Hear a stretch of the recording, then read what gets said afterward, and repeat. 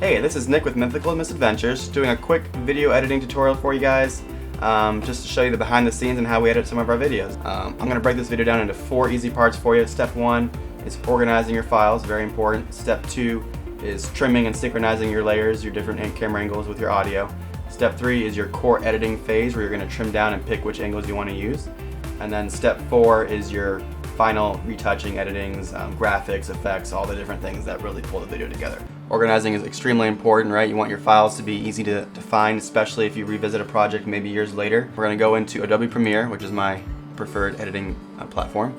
We're going to say New Project, select All, and just drag it down into your timeline there.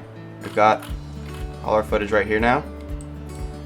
Alright, step 2, I'll admit, is actually a pretty short step thanks to Adobe Premiere's awesome synchronization features. So now that we've got everything layered, literally what you can do is select each section at a time. In this case, we've got the audio files and the 2 different camera angles. We're going to right click and click Synchronize. The last step in this phase really is a matter of trimming it up. So, for example, looking at this one section of video, that's a bit of some blooper reels maybe for later. So we're going to do that with all 3 clips and move on to core editing. Alright, step 3 is actually probably the longest step. It's the step where you're going to go through and actually trim out your footage, decide which parts you want to use, which parts you don't. We use typically 2 camera angles for a lot of our sketches, and so we've got, in this case, in our wide shot and also then the close-up shot. So you want to go through and decide, depending on the script of course and what's going on, going through and basically trimming out and saying, okay, I want to show a close-up of Jake right there, so I'm going to go ahead and trim that out. I'm not going to bore you with the details of this part, but you're basically going to go through and ultimately clip out different parts of your different camera angles.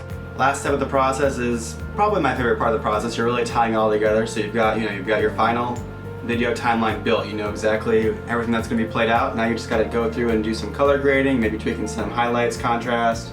Maybe you want the logo throughout the entire video. Maybe you want to put your call to action graphic at the end as well, things like that.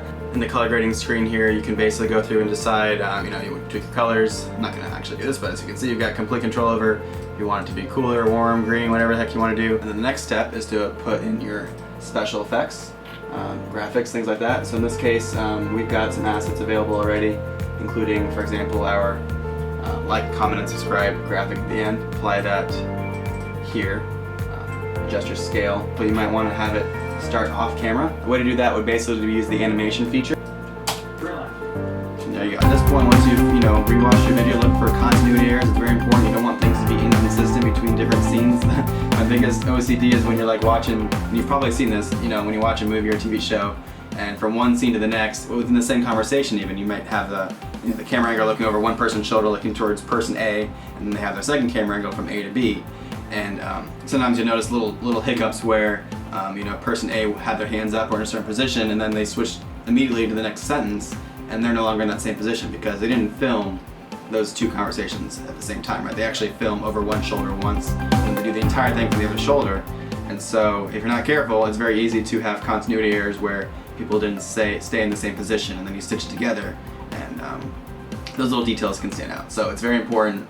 You want to make sure nothing moves in your scene. You don't want objects moving around. You don't want outfits changing. You want to make sure everything stays as consistent as possible so that it feels fluid.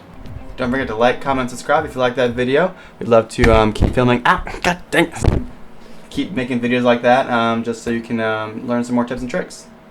And don't forget to click that bell down there below the cat. Wait, what?